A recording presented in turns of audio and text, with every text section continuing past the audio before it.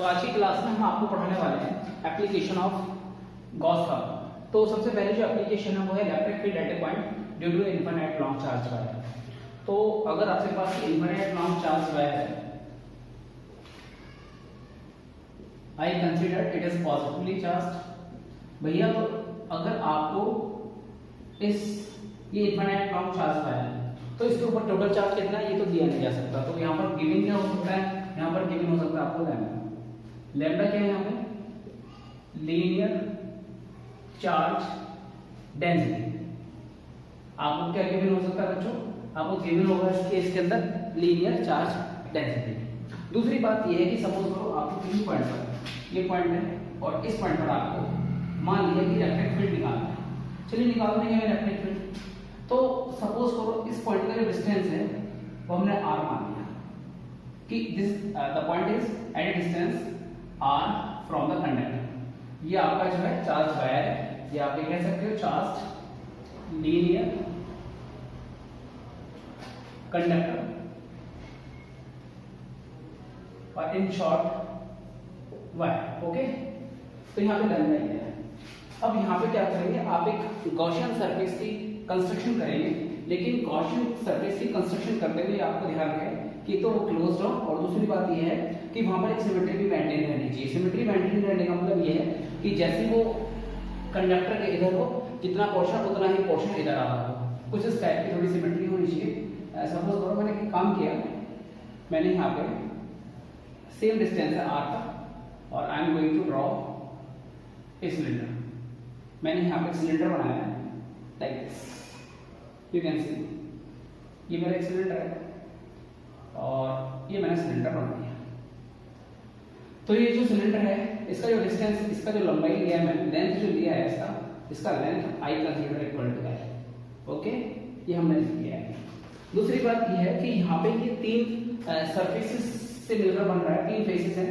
ये अपर फेस है जिसको मैंने S1 मान लिया, ये आपका कर्व सरफेस है जिसको मैंने S2 मान लिया, and this is the lower face S10, इसको लोअर फेस मान लिया। अगर मैं इसके इलेक्ट्रिक फेस के बारे में, अगर मैं इसके इलेक्ट्रिक फ्लक्स के बारे में आपसे बात करना चाहूंगा तो इलेक्ट्रिक फ्लक्स के बारे में कैसे बात करूंगा कि इसका इलेक्ट्रिक फ्लक्स अलग निकालें, इस कर्व सरफेस का इलेक्ट्रिक फ्लक्स अलग निकालें, और जो लोअर सरफेस है उसका इलेक्ट्रिक फ्लक्स अलग निकालें। तो हम यहाँ पर बात कर रहे हैं इलेक्ट्रिक फ्लक्स की, लेकिन जो हम इलेक्ट्रिक फ्लक्स की बात कर रहे हैं, ठीक है। अब यहाँ पर अगर हम इस अपर फेस पे देख रहे हैं तो अपर फेस पे हर एक जगह जो इलेक्ट्रिक फील्ड होगा वो यूनिफॉर्म नहीं होगा। अगर मैंने इस पॉइंट की बात करी तो यहाँ पर कुछ और इलेक्ट्रिक फील्ड होगा, अगर मैंने इस पॉइंट की बात करी तो यहाँ पे कुछ और इलेक्ट्रिक फील्ड होगा, यहाँ पर कुछ और इलेक्ट्रिक फील्ड होगा। उसका रीजन ये है कि यहाँ पर जो डिस्टेंस है इस पॉइंट की, वो डिस्टेंस कंपैरेटिवली इससे कम है। तो यहाँ पर इलेक्ट्रिक जो फील्ड है कुछ और होगा, यहाँ पर इलेक्ट्रिक फील्ड कुछ और होगा। तो अपर फेस पे इलेक्ट्रिक फील्ड हर जगह यूनिफॉर्म नहीं है।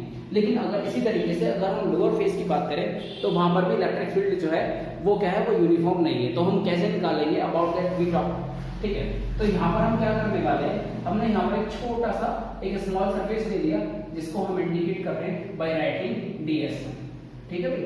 अब ये DS1 है, इस पे आपने देखा कि this is the direction of electric field, क्योंकि अवे तो ये ठीक है। लेकिन अगर इस सरफेस पे नॉर्मल वेक्टर की बात करेंगे तो ये नॉर्मल वेक्टर n के ऊपर की तरफ आ गया। अगर हम इसके फ्लक्स की बात करेंगे, हमने मान लिया कि इसका फ्लक्स है φ1, ठीक है भाई। इसका फ्लक्स क्या है φ1, तो φ1 कैसे निकालेंगे हम, integration over the surface S1 और E vector dot ds vector ds1 vector. तो यहाँ पर ऐसा करेंगे। लेकिन आप देख रहे हो कि यहाँ पर जो एंगल बन रहा है E वेक्टर के और n कैप के बीच में, तो वो एंगल कितना है 90। तो जिसकी वजह से ये जो है ये 0 हो जाएगा। This is because E vector जो है वो परपेंडिकुलर है DS2 के, DS1 के, वेक्टर DS1। अब इसी तरीके से आप क्या करोगे, यहाँ पे छोटा सा पोर्शन लोगे, इसको आपने नाम दे दिया दिस इज योर DS3, यहाँ पे इलेक्ट्रिक। तो आपने देखा अब इसका इलेक्ट्रिक फ्लक्स कैलकुलेट करने के लिए यहाँ पे छोटा सरफेस DS3 माना, और यहाँ पर जो है इलेक्ट्रिक फील्ड है that is away from the charge, और n कैप जो है नीचे की तरफ, दिस इज n कैप। तो यहाँ पर अगर हम बात कर रहे हैं φ3 की, मैंने φ3 क्यों लिखा, सिमिलरली φ3 इसलिए लिखा है क्योंकि ये S3 है, इसको मैंने पहले से ही S3 मान तो ये हो जाएगा integration over the surface S3 E dot ds 3 और it will be equal to 0। ये 0 हो जाएगा जैसे वहां पे किया है। उसके बाद हम बात करेंगे कर्व सरफेस की, और कर्व सरफेस पे आपको एक बात ध्यान रखनी है, S2 पर आपको एक बात ये ध्यान रखनी है कि यहाँ पर जो आप इसके किसी भी पॉइंट पे इलेक्ट्रिक फील्ड लेंगे वो उसका मैग्नीट्यूड सेम आएगा। ऐसा क्यों होगा? यानी कि यहाँ पे जो इलेक्ट्रिक फील्ड होगा वो यूनिफॉर्म होगा, और उसका रीजन ये है क्योंकि हर एक पॉइंट जो है कर्व सरफेस पर है वो सेम डिस्टेंस पर है। आप देखेंगे कि जो है उसकी डिस्टेंस सेम ही है, उसकी डिस्टेंस r ही है। तो यहाँ पर एक बात यह है कि इलेक्ट्रिक फील्ड यूनिफॉर्म है। अगर आप इसका कोई छोटा सा पोर्शन लिया आपने like this is ds2, okay, और ये आपने ds2 लिया है, तो यहाँ पे इलेक्ट्रिक फील्ड, ये इलेक्ट्रिक फील्ड का डायरेक्शन है, ये इलेक्ट्रिक फील्ड का डायरेक्शन है, और n कैप का डायरेक्शन भी यही है। और आप यहाँ पर एक चीज देखेंगे कि यहाँ पे n कैप और e वेक्टर दोनों के दोनों सेम ही डायरेक्शन में है, और ऐसा होने से इनके बीच का एंगल 0 डिग्री बस है। तो यहाँ पर if you go to talk about phi3, तो भैया phi3 कितना हो जाएगा over the surface S2 E ds3। तो आप एक बात देखेंगे यहाँ पे e डैश, हाँ ये इस तरीके से, और इसका वैल्यू अगर आप कैलकुलेट करेंगे तो हम कर देंगे calculate, there is no problem at all. तो यहाँ पर ऐसा करने से क्या आएगा, इसको कैलकुलेट करने से आपके पास आएगा 5, ये अगली लाइन में हो जाएगा integration over the surface S2। यहाँ पे एक बात और, यहाँ पे ये S2 आएगा, यहाँ पे E ds2, E बाहर आ जाएगा, जैसा कि मैंने आपको बताया ये कांस्टेंट है, ये ds2 है। और अगर आप ds2 की बात कर रहे हैं यहाँ पर, अब क्या है कि आपने कर्व सरफेस लिया और उसके ऊपर छोटे छोटे जो है आपने छोटे छोटे पार्ट्स लिए, और उन पार्ट्स का इंटीग्रेशन का मतलब क्या है, आप उन पार्ट्स का समेशन कर रहे हो, तो समेशन का मतलब पूरा सरफेस ही आ गया, यानी कि पूरा का पूरा आपके पास क्या आ गया, कर्व सरफेस एरिया। और कर्व सरफेस एरिया आपको पता ही कितना होता है 2 पाई RH, तो h लेकर आपने n लिया है, तो इट इज द phi3। अब टोटल फ्लक्स जो है, टोटल फ्लक्स कैसे निकालोगे, दिस इज phi2, क्योंकि सेकंड सरफेस की बात कर रहे हैं। तो टोटल फ्लक्स इसको आपने phi का phi equal to phi1 plus के phi2 प्लस phi3, ओके। तो आपको पता है ये भी 0 है, ये भी 0 है, लेकिन ये वाला जो है ये कितना e मल्टीप्लाई में 2 पाई rl। अब तो यहाँ पर जो टोटल फ्लक्स आ गया वो कितना आ गया, e मल्टीप्लाई में 2 पाई rl आया है, लेकिन गॉस फॉर्म तो ये कह दी है, तो टोटल फ्लक्स आपका है e 2 पाई rl, लेकिन गॉस फॉर्म, बट हाँ भाई by Gauss form, Gauss theorem, Gauss theorem कहते हैं कि जो फ्लक्स है वो बराबर होता है टोटल चार्ज Q अपॉन में एप्सिलॉन नॉट। अब क्वेश्चन ये उठता है कि यहाँ पे जो है चार्ज कितना है। अब ये जो अगर हम क्लोज सरफेस की बात करें तो ये वायर, कितने वायर को इसने जो है क्लोज कर रखा है, तो इसने वायर की L लंबाई को क्लोज कर रखा है, इसने L लंबाई क्लोज कर रखा है, तो L लेंथ पर जो है चार्ज कितना होगा, वो होगा लैम्डा मल्टीप्लाई में L। तो यहाँ पर ये आ जाएगा लैम्डा मल्टीप्लाई में L अपॉन में एप्सिलॉन नॉट। तो यहाँ से तो पता लग रहा है phi है, और अभी हमने देखा phi कितना निकाला है, यानी कि इसको और इसको क्या होना पड़ेगा बच्चों, बराबर होना पड़ेगा। 10 v है, तो आप लिखोगे 10 v है, क्या होगा आपके पास कि E इनटू में 2 पाई rl बराबर लैम्डा L अपॉन में एप्सिलॉन नॉट, L से L कैंसिल हो जाएगा बच्चों, और E की वैल्यू हो जाएगी लैम्डा अपॉन में 2 पाई r। This is the electric field, okay. तो बच्चों ये आया किसी भी पॉइंट पे इलेक्ट्रिक फील्ड का फार्मूला। ये बात शायद आपको समझ में आई होगी कि ये जो है इलेक्ट्रिक फील्ड आया है। आगे हम देखते हैं दूसरी एप्लीकेशन के बारे में, हम आपसे बात करते हैं। तो देखिए हम दूसरी जो है electric field due to uniformly charge plane sheet of infinite size, जैसे यहाँ पे ये इनफाइनाइट लॉन्ग वायर था, ऐसे ही हम यहाँ पे इनफाइनाइट साइज की क्या ले रहे हैं, एक चार्ज शीट लेना है, उसकी वजह से किसी पॉइंट पे इलेक्ट्रिक फील्ड क्या होता है, about that we will talk. तो उस पे अच्छा एक बात और, किसी ने कहा सर इसको वेक्टर फॉर्म में लिख दो, तो हम वेक्टर फॉर्म में लिख देंगे, इसको बहुत बड़ी बात नहीं है। जैसे यहाँ से यहाँ तक की डिस्टेंस आ रही, तो आप ये मान लो कि ये वाला जो इधर की तरफ ऐसे, दिस इज r, ऐसा मान लो। तो इसके और फिर आप ऐसा एज्यूम कर लीजिए कि इसके अलावा जो यूनिट वेक्टर होगा वो क्या होगा, r कैप होगा। तो यहाँ पे अगर बाई चांस कोई आपसे कहता है पिछले वाले में इसको वेक्टर फॉर्म में भी लिखिए, तो आप लिख देंगे वेक्टर फॉर्म में। कैसे वेक्टर फॉर्म इसका ये बन जाएगा, e वेक्टर बराबर लैम्डा 2 पाई r और यहाँ पे आर्क लाइक दिस। तो ये बड़ा आसान था। और दूसरी में हम चल रहे हैं, तो यहाँ पर कुछ शीट आपकी, और शीट कुछ इस टाइप की मैं ड्रॉ करके दिखा रहा हूँ आपको, इनफाइनाइट साइज शीट। तो ये जो है आपने इनफाइनाइट साइज शीट ली और देखिएगा आप यहाँ से लाइक दिस, ओके। और आपको जो है ये शीट ड्रॉ करने के बाद आपको जो है ये, तो ये पूरी पॉजिटिवली चार्ज है, और इस पॉजिटिवली चार्ज, ये अभी मैंने चार्ज नहीं किया है, तो ये पूरी की पूरी एक पॉजिटिव चार्ज है। और पॉजिटिव चार्ज में मुझसे कहा है कि ये लाइक दिस, ये पूरी पॉजिटिवली चार्ज है। और इनफाइनाइट साइज के लिए यहाँ तो मैंने आपको साइज लिमिटेड दिखा दिया है, लेकिन इसका लिमिटेड साइज नहीं है, ये इनफाइनाइट साइज की है। और इसकी वजह से किसी पॉइंट में इलेक्ट्रिक फील्ड क्या होगा उसके बारे में आपको उससे बात करनी है, और हम बात करते हैं इसके बारे में, ठीक है बच्चों।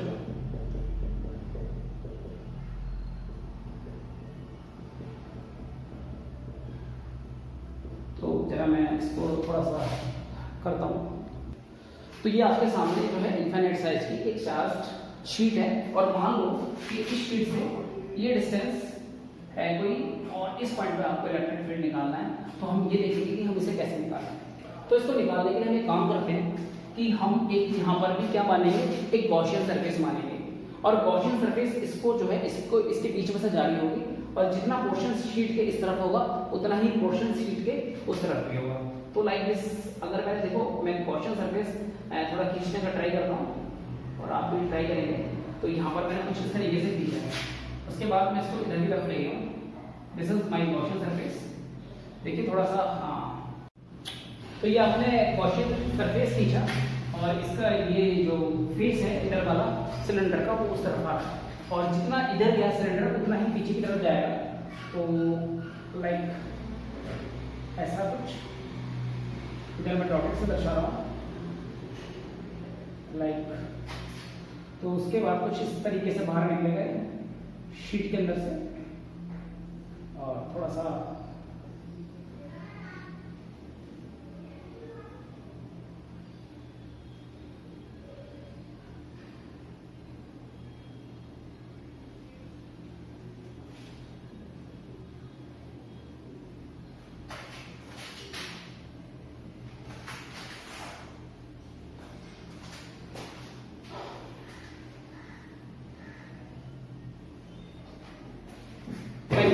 थोड़ा सा आप फिगर को एडजस्ट कर लेंगे, बिल्कुल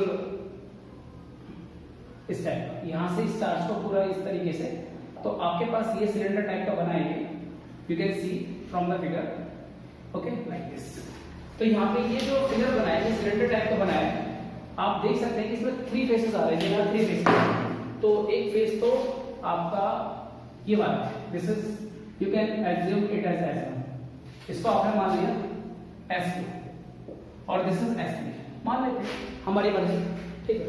अब यहाँ पर जो है इनफाइनाइट साइज शीट है, तो आप ये तो बता ही नहीं सकते कि इसके ऊपर चार्ज लिखना है। तो आप यहाँ पे क्या लेंगे, सिग्मा लेंगे, यहाँ पे आप सिग्मा लेंगे। ये क्या है, सरफेस चार्ज डेंसिटी, ठीक है भाई। अब ये 3 फेस है, अगर हम इस फेस की बात करें और यहाँ पर कर्ट की बात करें ये, तो इस पे कहीं ना कहीं आप एक DS3 लेंगे, और इस पे आप देखेंगे इस पे हर एक जो कर्ट, इसका कर्ट सरफेस है, तो कर्ट सरफेस पर डिफरेंट पॉइंट्स का डिफरेंट डिस्टेंस है from the sheets. So that's why आप यहाँ से एक कंक्लूजन ये निकालते हैं कि डिफरेंट पॉइंट्स पर डिफरेंट इलेक्ट्रिक फील्ड होगा, मतलब इलेक्ट्रिक फील्ड कैसा होगा, नॉन यूनिफॉर्म होगा। एक बात आप ये देखेंगे, यहाँ पे जो आपने DS3 लिया, यहाँ पे इलेक्ट्रिक फील्ड तो ऐसा होगा, दिस इज E वेक्टर, और अगर आप देखें तो यहाँ पे जो नॉर्मल वेक्टर है वो ऊपर की तरफ होगा, N वेक्टर। तो यहाँ पे अगर फ्लक्स की अगर बात करेंगे DS3 में, अगर हम इलेक्ट्रिक फ्लक्स की बात करें तो 5-3 लेंगे, तो 5 होगा E vector dot DS3 vector और ओवर द सरफेस S3, और ये पूरा 0 हो जाएगा, जैसा कि हमने पिछले केस में किया था, क्योंकि उसके 90 डिग्री होने से। लेकिन अगर आप 5-1 की बात करोगे, 5-1 की बात, तो 5 या ये 5-2 की बात करोगे, तो ये ओवर द सरफेस S2, और ठीक है, यहाँ पे आप छोटा सा ये आपने ले लिया, दिस इज योर DS2 यहाँ पर ये जो है, अगर इलेक्ट्रिक फील्ड है तो ये इलेक्ट्रिक फील्ड होगा, और अगर एन कैप की बात करेंगे तो एन कैप भी इसी तरफ आएगा, दोनों एक ही डायरेक्शन में होंगे, इनके बीच में जो एंगल है वो 0 डिग्री होगा, और यहाँ पर ये E जो है E डॉट ds2 की हमने बात करी, तो E डॉट ds2, तो यहाँ पर आपने φ2 निकाला, तो ये जो है यहाँ पर एंगल जो है वो कितना है, वो 0 डिग्री है। तो ऐसा होने की वजह से इसमें φ2 जो है, φ2 कैसा आएगा, E बाहर आएगा, और इंटीग्रेशन यहाँ पर ds2 और ओवर द सरफेस S2, तो पूरा का पूरा जो है यहाँ पर जो निकल के आने वाला है, अगर हम देखें, मैं दोबारा से लिखता हूँ यहाँ पर, तो यहाँ पर आपका जो, अगर हम देखें यहाँ पर ये φ2 वो होगा, E बाहर आएगा पूरा, और यहाँ ओवर द सरफेस S2 और यहाँ ds2, तो ये E S2 और E S2 की वैल्यू हो जाएगी पाई, और अगर जो है सपोज करो आपने इसका रेडियस r ले लिया है, मान लेते हैं हमने इसका रेडियस कितना ले लिया बच्चों, इसका रेडियस हमने r ले लिया है, चलो फिलहाल ES2 रख लेते हैं, सरफेस को बाद में देख लेंगे जो भी होगा इसका ES2, ओके। उसके बाद सिमिलरली अगर हम सिमिलरली देखें किसके लिए, φ1 जो है, φ1 सिमिलरली हम बात करते हैं इसके लिए S1 के लिए, तो S1 के लिए हम क्या करेंगे, यहाँ पे जो है स्मॉल ds1 लेंगे, और ds1 पे देखेंगे it is the direction of electric field, और यही डायरेक्शन किसकी होगी बच्चों, एन कैप, तो यहाँ पर भी दोनों की एक ही डायरेक्शन है, एंगल 0 डिग्री है, तो सिमिलरली φ1 जो निकलेगा वो निकलेगा, हाँ जी, वो ES1 निकल जाएगा। लेकिन एक बात ये है कि यहाँ पर ये निकल गया है, ओके। इस सबको निकालने के बाद हम देखेंगे, बट आप देखते हो take S1 S2 is equal to S, दोनों बराबर ही है, तो इसलिए टोटल फ्लक्स जो होगा φ is equal to φ1 plus φ2 plus φ3, आपको पता है ये ES आया था, ये 0 आया था, ये ES आया था, ये कितना हो जाएगा, ट्वाइस ES, तो ये क्या हो गया, ये ट्वाइस ES का मतलब टोटल इलेक्ट्रिक फील्ड। उसके बाद but by Gauss theorem, Gauss theorem क्या कहते हैं बच्चों, गॉस थ्योरम कहते हैं कि आपका जो फ्लक्स है that is equal to charge upon में एप्सिलॉन नॉट, तो यहाँ पर ये जो आपने सिलेंडर लिया है ये कितना चार्ज कंटेन कर रहा है, यानी कि ये वाला जो पार्ट है, अगर जो ये शीट है, अगर आप शीट के बारे में सोच रहे हो तो शीट का ये वाला एरिया, शीट का ये वाला एरिया किसके अंदर आ गया, सिलेंडर के अंदर आ गया, तो इस वाले एरिया पर जो चार्ज है वो हमें कैलकुलेट करना होगा, और वो बहुत ही सिंपल है, वो बराबर हो जाएगा सिग्मा S अपॉन में एप्सिलॉन नॉट, तो 5, तो 10 हमारे पास एक चीज होगी कि ये वाली चीज और ये वाली चीज क्या होनी चाहिए, बराबर होनी चाहिए, ठीक है, दोनों बराबर होते हैं, तो 2ES बराबर सिग्मा S एप्सिलॉन नॉट, अब ऐसे तो ऐसे कट गया, E की वैल्यू आ गई सिग्मा अपॉन में 2 अपॉन में एप्सिलॉन नॉट, और अगर हम कहेंगे हाँ E जो है, अगर हम डायरेक्शन की बात करेंगे तो डायरेक्शन कहाँ होगी, अवे फ्रॉम द शीट, ठीक है ना, direction away from the sheet, E is directed away from the sheet। अच्छा, एक स्पेशल थिंग जो देखिए आपने, एक स्पेशल चीज आई कि इलेक्ट्रिक फील्ड जो है सिग्मा अपॉन में 2 एप्सिलॉन नॉट है, सिग्मा बदलने वाला नहीं है, एप्सिलॉन नॉट बदलने वाला नहीं है, 2 बदलने वाला नहीं है, तो इसका मतलब तो ये हुआ कि E की वैल्यू जो है P की डिस्टेंस पे डिपेंड ही नहीं कर रही कि पॉइंट पे कितनी दूर पे लिया है आपने, इस बात पर डिपेंड ही नहीं कर रही डिस्टेंस का, तो यहाँ पे फार्मूले में कोई मेंशन ही नहीं हो रहा, यानी कि अगर ये इनफाइनाइट साइज शीट है तो आप इनफाइनाइट साइज शीट होने के बाद इसके इस तरफ या इस तरफ किसी भी पॉइंट पर अगर इलेक्ट्रिक फील्ड की बात करेंगे तो इलेक्ट्रिक फील्ड हर पॉइंट पर एक ही होने वाला है, और वो होगा electric field is equal to sigma upon 2 epsilon naught, इस टाइप की चीज है। और अगला जो टॉपिक है, अब हम क्या पढ़ेंगे, 2 पेयर ऑफ शीट की वजह से इलेक्ट्रिक फील्ड, तो हम 2 पेयर ऑफ शीट की वजह से इलेक्ट्रिक फील्ड पढ़ते हैं, और इसमें भी हम 2 केसेस के बारे में कैलकुलेशन करते हैं, तो देखेंगे आप।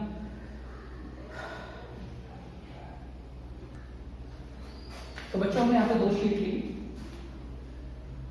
ये 2 शीट ली हमने,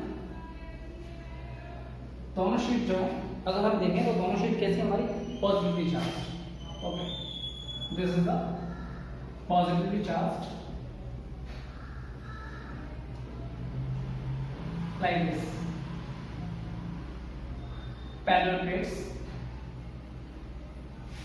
और इनके बीच का जो डिस्टेंस है उसको मैंने आर वेक्टर मान लिया है।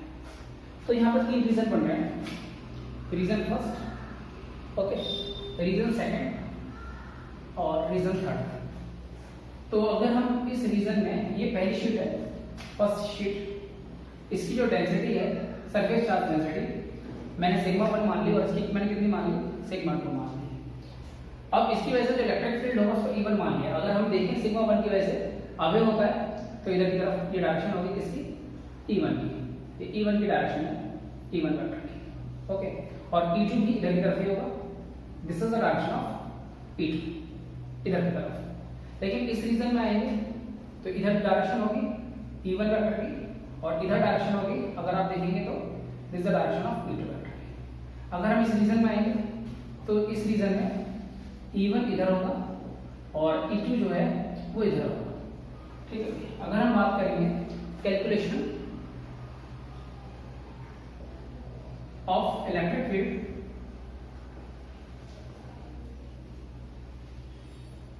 इन फर्स्ट रीजन, इन रीजन 1, अगर हम इस रीजन की बात करें तो इस रीजन में इलेक्ट्रिक फील्ड की डायरेक्शन जो है ये होगा आपका electric field E is equal to E1 plus E2। अगर हम इसकी बात करें तो इसका होगा सिग्मा 1 अपॉन में 2 एप्सिलॉन नॉट और इसकी वजह से होगा सिग्मा 2 एप्सिलॉन नॉट। एक बात ध्यान देने वाली बात है कि यहाँ पे जो है आर वेक्टर को इस तरफ लिया आपने, इस दिशा, इस डायरेक्शन में, this is the direction of r vector. तो इसके अलोंग जो यूनिट कैप है वो इधर की तरफ होगा, ये दोनों जस्ट उसके अपोजिट है। तो अगर आप इसे वेक्टर फॉर्म में लिखना चाहते हो तो आप वेक्टर फॉर्म में ऐसे लिख सकते हो r cap minus r cap, यानी कि कुछ इस टाइप का आ गया, minus sigma 1 plus sigma 2 epsilon naught are cap, okay. तो ये आपने देखा। अगर आप इस वाले में बात करोगे, ये तो आया आपके पास कौन से रीजन का, फर्स्ट रीजन का। अगर आप सेकंड रीजन की बात करेंगे तो सेकंड रीजन में बहुत बड़ा अंतर नहीं आने वाला। सेकंड रीजन के अंदर, इन सेकंड रीजन सेकंड के अंदर क्या होगा, रीजन सेकंड के अंदर जो आपका इलेक्ट्रिक फील्ड होगा वो होगा, उसमें भी E1 प्लस E2 लेंगे आप और इसके अंदर दोनों पॉजिटिव साइन आएगा, मतलब वहां पर आएगा sigma 1 plus sigma 2 twice of epsilon naught are cap. इसमें पॉजिटिव साइन के साथ आएगा, आप देख सकते हैं यहाँ पर कि इट विल बिकम, हाँ, तो हमने इसको पॉजिटिव साइन के साथ लिखा E, हाँ, ये E vector is equal to E1 vector plus E2 vector. तो यहाँ पर क्या आया है, is equal to sigma 1 plus sigma 2 epsilon naught और ये आर है, इस टाइप का आ गया। तो ये इसके अंदर आ गया। अगर तीसरे केस की बात करेंगे तो तीसरे केस में इन थर्ड रीजन,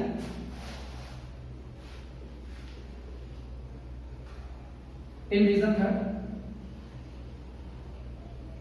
तो आपके पास आएगा E vector is equal to, देखो पहले वाला अगर इसकी बात कर रहे हो E1 की तो वो माइनस साइन के साथ आएगा, तो उसमें आएगा आपका E1 जो है वो प्लस के साथ प्लस साइन के साथ आएगा, तो वो आएगा सिग्मा 1 2 अपॉन में एप्सिलॉन नॉट आर कैप, और जो इधर वाला दूसरे वाला sigma 2 epsilon naught are cap.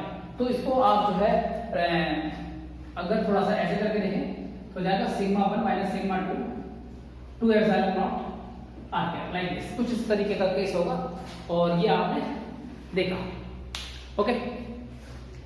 तो कुछ केसेस आपने यहाँ पर देखे हैं और थोड़ा सा अब आप देख सकते हैं इसको दोबारा से, E vector is equal to sigma 1 2 epsilon naught are cap minus के sigma 2 epsilon naught are cap. R cap common ले लिए तो यहाँ सिग्मा 1 माइनस सिग्मा 2 आया, तो इस तरीके से ही आपका हुआ। तीनों रीजंस का आपने इलेक्ट्रिक फील्ड बता दिया है यहाँ पर। तो यहाँ पे अगर बाई चांस में क्वेश्चन इसमें केस अराइज करते हैं कि अगर सिग्मा 1 और सिग्मा 2 बराबर हो जाए, सेम हो जाए सिग्मा, तो इस वाले रीजन में ये 2 सिग्मा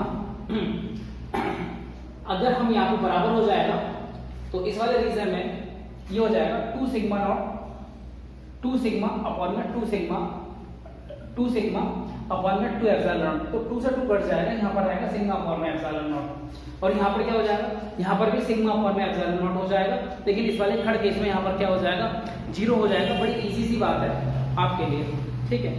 तो आगे के केस के लिए हम बात करेंगे आपसे। हाँ जी, एक और केस इसमें रहेगा, वो केस क्या है वो मैं आपको बताता हूँ अभी थोड़ी देर में। तो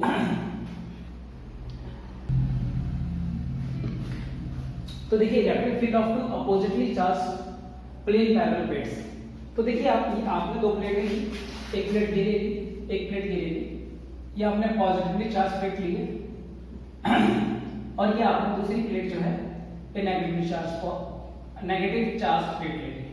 ओके बच्चों, दूसरी बात ये इसकी डेंसिटी आपने, इसकी डेंसिटी भी सिग्मा है और इसकी डेंसिटी भी सिग्मा है, बहुत फर्क, ठीक है। तो दोनों की डेंसिटी, इसकी भी सिग्मा इसकी भी सिग्मा, इसकी माइनस सिग्मा है और इसकी जो है प्लस सिग्मा है। डेंसिटी की बात करेंगे तो क्योंकि चार्ज जो है वो पॉजिटिव और नेगेटिव है, बस इतना फर्क है। यहाँ पे ये जो आपने ये आर ले लिया है, this is your r vector जो कि इधर से इधर जा रहा है। ओके, इसके अराउंड जो यूनिट वेक्टर होगा तो यहाँ यूनिट वेक्टर होगा वो आर कैप होगा। यहाँ पर भी 3 रीजन बन रहे हैं, फर्स्ट रीजन, सेकंड रीजन और बच्चों थर्ड रीजन। तो अगर आप रीजन की बात करेंगे, अगर हाँ इलेक्ट्रिक फील्ड की बात करें तो इस प्लेट की वजह से जो इलेक्ट्रिक फील्ड है E1 वेक्टर वो ऐसा होगा, लेकिन E2 वेक्टर कैसे होगा, ये ऐसा होगा। यहां पर अगर हम बात करें, यहां पे E1 इस तरीके से होगा और जो E2 है वो इस तरीके से, दिस इज E2। और इस तो इस वाले रीजन में E2 जो है आपका, E2 भाई ये इसको हमने फर्स्ट प्लेट माना है, this is my first plate, this is my second plate. तो E1 जो हाँ E1 जो होगा, E1 जो है इधर की तरफ होगा। हम बीच वाले रीजन में, मिडिल वाले रीजन में देखते हैं E1 की डायरेक्शन इधर होगी। E1 किसकी वजह से, स्प्लिट की वजह से, तो अवे फ्रॉम द प्लेट, और जो E2 है उसकी डायरेक्शन टुवर्ड्स द प्लेट होगी, क्योंकि ये सेकंड प्लेट की वजह से, ये आपकी सेकंड प्लेट है। तो अगर हम पहले रीजन की बात करें, in first region, in region 1 आपका जो इलेक्ट्रिक फील्ड होगा वो कितना होगा, electric field, total electric field that will be equal to E1 plus E2। भैया यहाँ पर जो है E1 की बात अगर हम करें तो E1 कितना हो जाएगा, E1 की बात अगर हम कर रहे हैं तो E1 जो होगा इसके अपोजिट है, तो माइनस के सिग्मा। ओके, इसके अपोजिट है, ऐसा नहीं है ये प्लस माइनस सिग्मा नहीं लिया जाएगा, यहाँ पे केवल सिग्मा ही लेंगे फार्मूले में, चाहे वो डेंसिटी पॉजिटिव प्लेट वाली हो चाहे नेगेटिव प्लेट हो। ये नेगेटिव साइन जो है वो वेक्टर फॉर्म की वजह से आएगा, तो सिग्मा अपॉन में 2 एप्सिलॉन नॉट, और यहाँ पर बच्चों आर है, और इसका जो होगा E2 जो होगा वो इसकी तरफ होगा टुवर्ड्स, उसको हम प्लस साइन के साथ लेंगे, और यहाँ पे आर है, और आप देख रहे हैं दोनों कैंसिल हो रहे हैं, तो नेट जो इलेक्ट्रिक फील्ड आ रहा है वो 0 आ रहा है इस रीजन में। सिमिलरली हाँ जी, similarly in region third region के अंदर भी नेट इलेक्ट्रिक फील्ड कितना होगा बच्चों, 0 होगा। इन रीजन अगर हम रीजन सेकंड की बात करें तो वहां पर जो नेट इलेक्ट्रिक फील्ड होगा वो कैसे निकलेगा, E1 प्लस E2। अब इसमें होगा क्या, सिग्मा अपॉन में 2 एप्सिलॉन नॉट आर कहते हैं, पॉजिटिव आएगा क्योंकि इधर की तरफ है, आर वेक्टर की दिशा में, in the direction of r vector है, और दूसरे वाला भी in the direction of r vector है, तो यहाँ पर आएगा। इनको दोनों को जोड़ोगे आप तो सिग्मा अपॉन में epsilon naught are cap, this is the electric field between two plates. तो this formula you have to keep in mind कि अगर आपके पास दो प्लेट है, एक पॉजिटिवली चार्ज है एक नेगेटिवली चार्ज है, तो उनके बीच में हाँ जी जो इलेक्ट्रिक फील्ड होता है वो कितना होता है, सिग्मा अपॉन में एप्सिलॉन नॉट। तो ये आपको ध्यान रखना है। नेक्स्ट टॉपिक पे चलते हैं। तो यहाँ पर देखेंगे आप electric field due to uniformly charge spherical shell और when the point P is outside the shell. बच्चों आपने शेल ले ली और इस शेल, इसका रेडियस R है, इस हाँ शेल का रेडियस R है, हमने मान लिया इसके ऊपर जो है पॉजिटिव चार्ज है और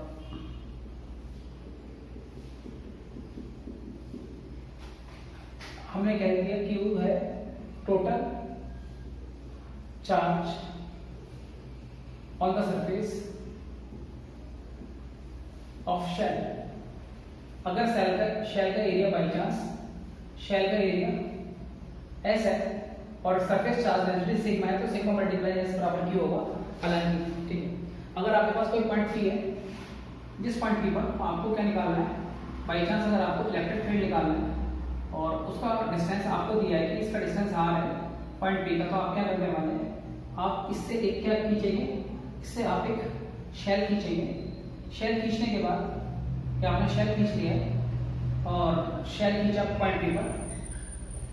इस पर शेल खींचने के बाद सबसे पहले आप इस ये जो गॉसियन सरफेस है, इस गॉसियन सरफेस का इलेक्ट्रिक फ्लक्स की बात करें, electric flux of Gaussian surface.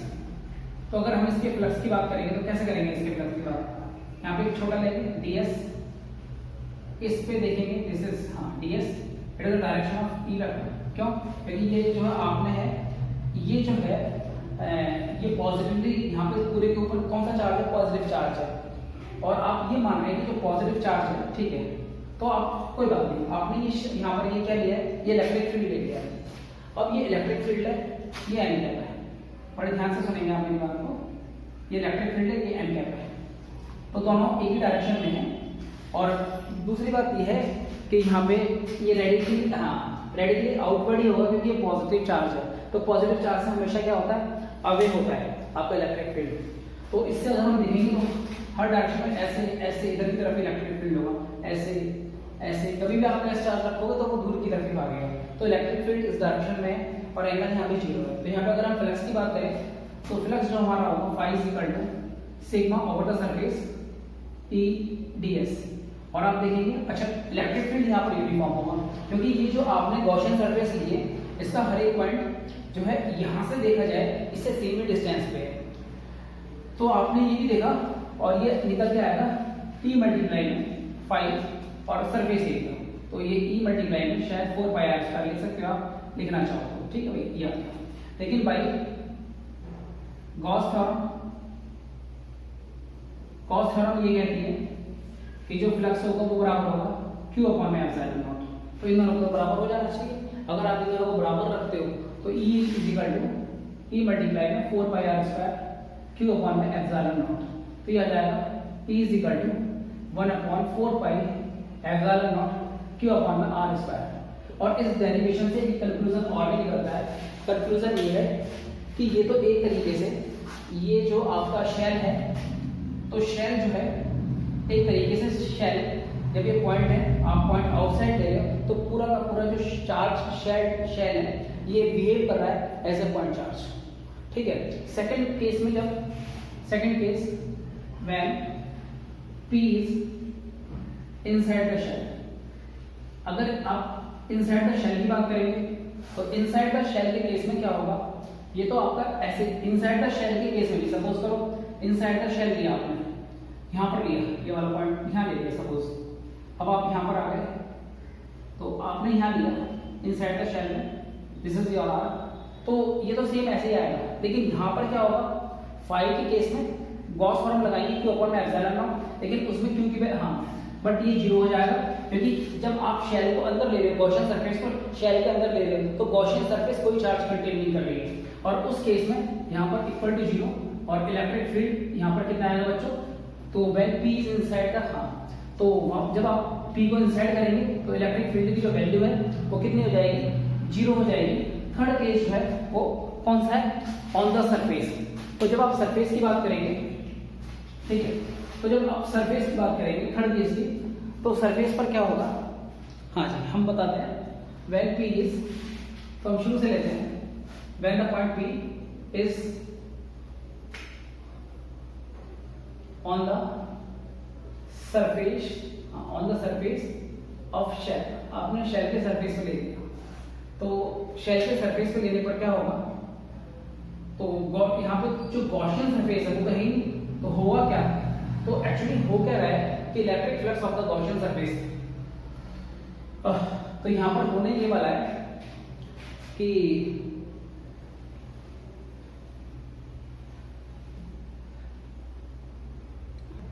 तो यहाँ पर बच्चों तीसरे केस में एक्चुअली हम फर्स्ट केस से ही करते हैं, तो फर्स्ट केस में क्या था, तो यहाँ पर ये आया था कि यहाँ पर जो है फर्स्ट केस में एक्चुअली हम इसे ना फर्स्ट केस से लिंक करेंगे, और फर्स्ट केस से कैसे लिंक करेंगे मैं बता देता हूँ आपको कि यहाँ पर जो है जैसे 4 पाई आर स्क्वायर था, तो यहाँ पे फ्लक्स जो है स्मॉल आर अप्रोच कर जाएगा कैपिटल आर पे, तो यहाँ पे कैपिटल आर हो जाएगा, ठीक है।